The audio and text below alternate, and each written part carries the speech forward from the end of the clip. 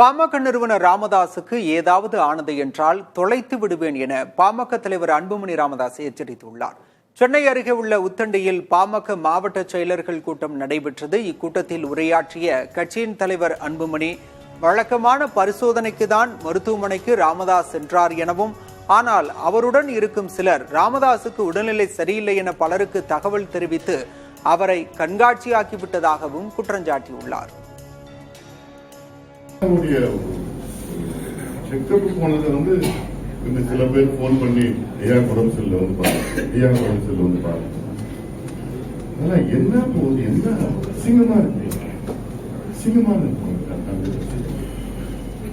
யாரோ வந்து ஐயாவுக்கு இன்னைக்கு 87 வயசு, அப்படி ஒரு காலில் வந்து ஆஞ்சியோகிராம் பண்ணி ஒரு இது போட்டு ஒரு இன்ஃபெக்ஷன் வரக்கூடாது. யாரையும் உள்ள போய் பார்த்துட்டு வந்து வாங்க, வந்து பாருங்க, வந்து பாருங்க, எக்ஸிபிஷன் இருக்கு, வந்து பாருங்க, வந்து பாருங்க. ஐயாவுடைய உயிர், ஐயாவுடைய ஒரு பாதுகாப்பு, ஏதாவது ஒரு ஆச்சு தொலைச்சு போட்டுருலாம்.